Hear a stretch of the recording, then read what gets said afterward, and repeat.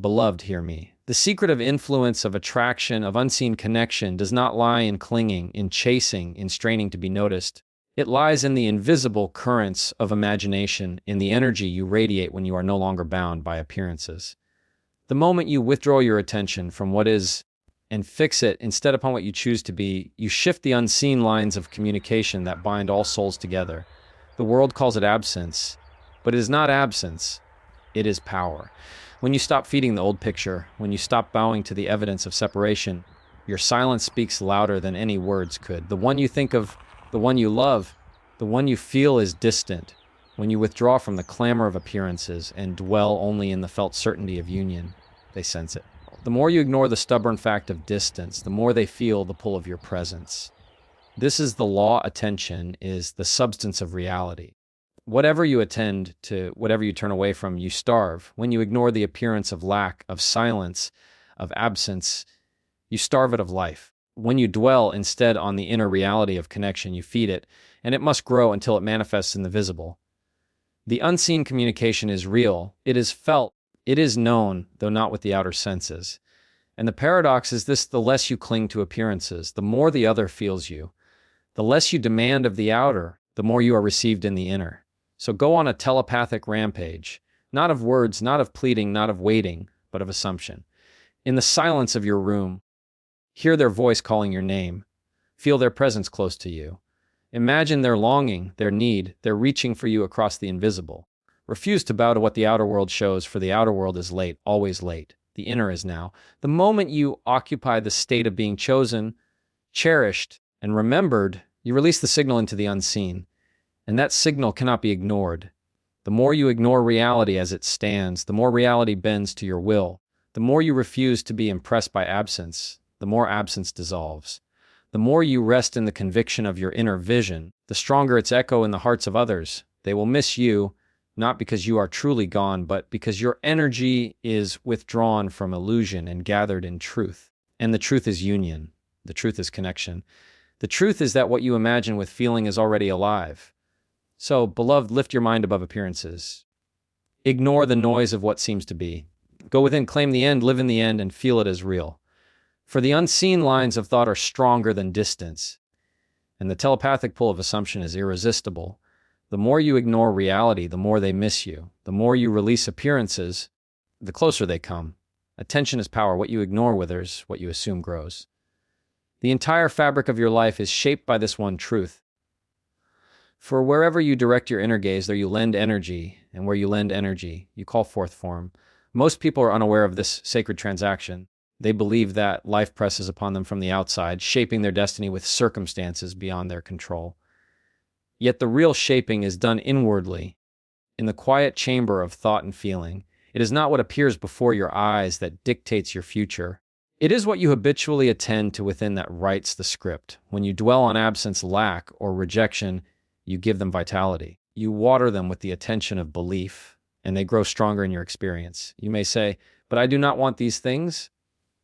And yet, by constantly noticing them, talking about them, reacting to them, you empower them.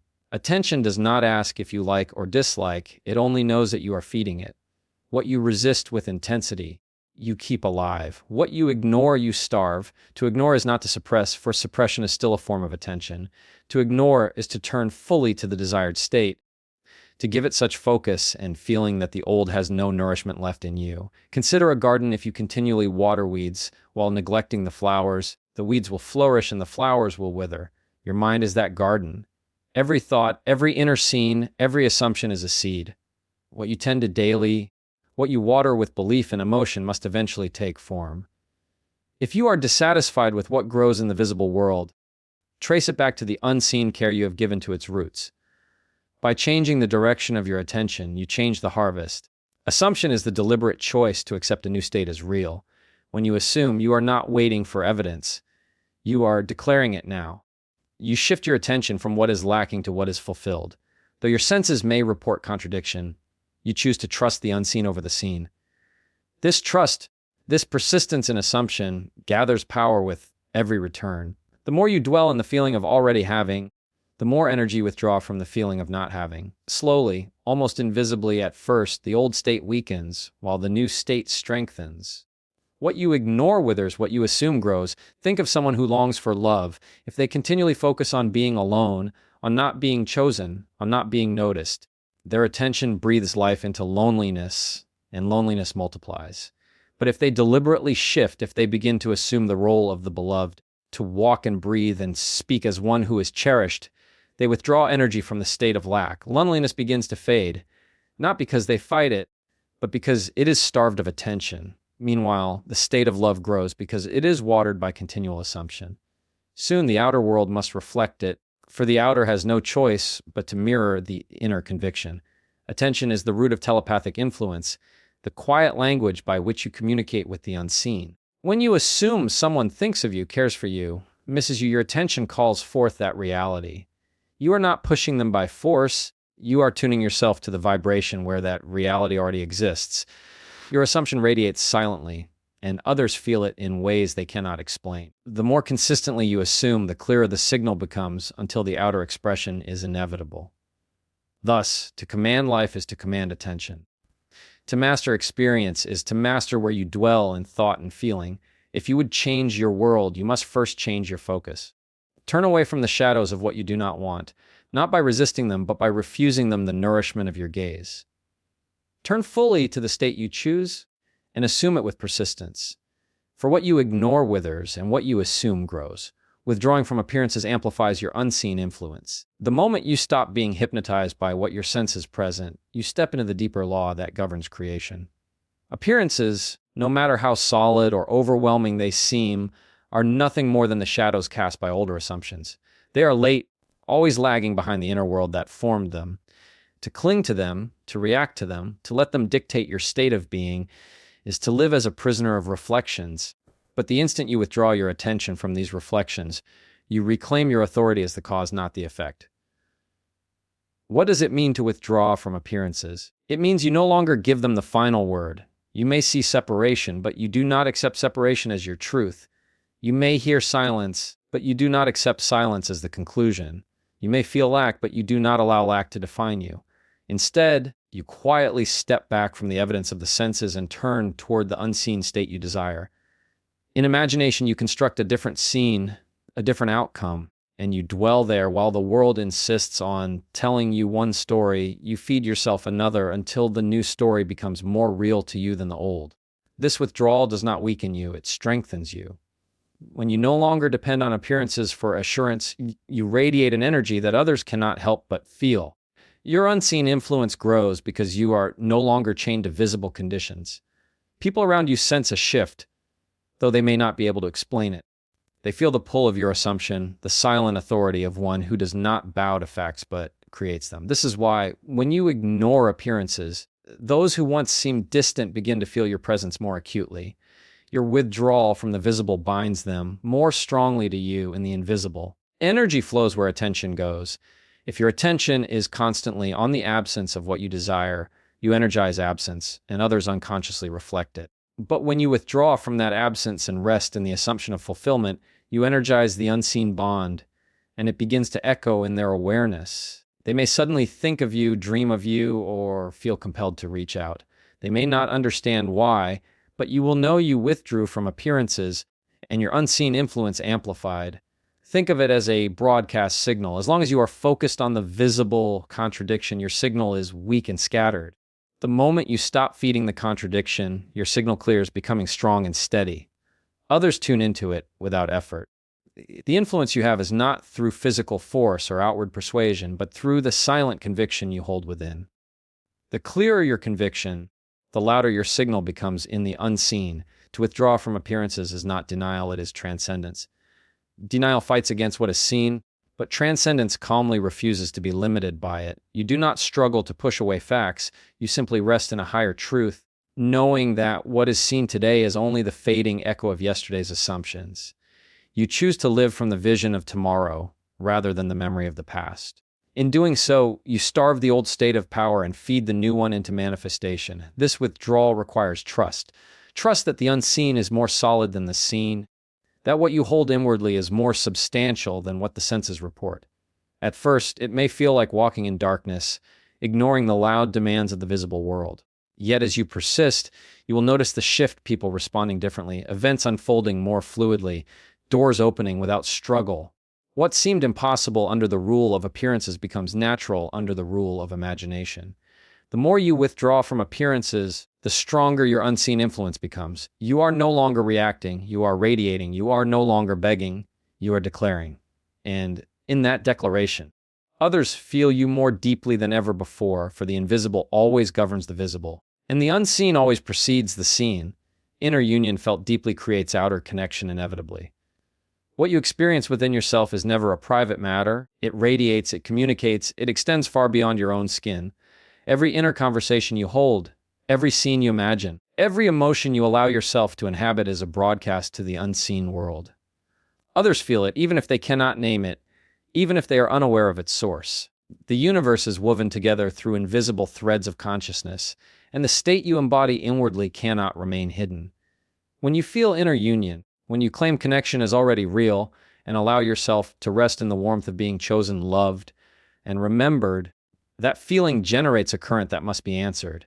It is not about forcing someone to act. It is about aligning with the truth that the connection already exists in the unseen. The moment you accept it within, you call it forth without. You collapse the illusion of separation by living in the end of oneness. Outer connection is inevitable because the outer is only the shadow of the inner. It cannot help but arrange itself to match the blueprint you are holding in imagination. If you constantly dwell on distance, you are affirming distance, and the world reflects it. But if you dwell on closeness, if you feel the embrace, hear the voice, experience the companionship inwardly, you impress that reality on your deeper mind, and life orchestrates events to bring it into view. What you experience inside is not idle fantasy. It is causation. Imagine two people across great distances. Outwardly, they may not see one another, may not speak, may not even acknowledge the bond. But inwardly, if one holds the state of union, if one feels the certainty of togetherness, the other is touched by that vibration. They may not consciously understand why they suddenly think of the other, why they feel drawn, why they sense a presence that lingers. Yet they do, because consciousness is not confined by geography or by silence. Inner union is a signal, and signals are always received. This is why it is said that you must live from the end.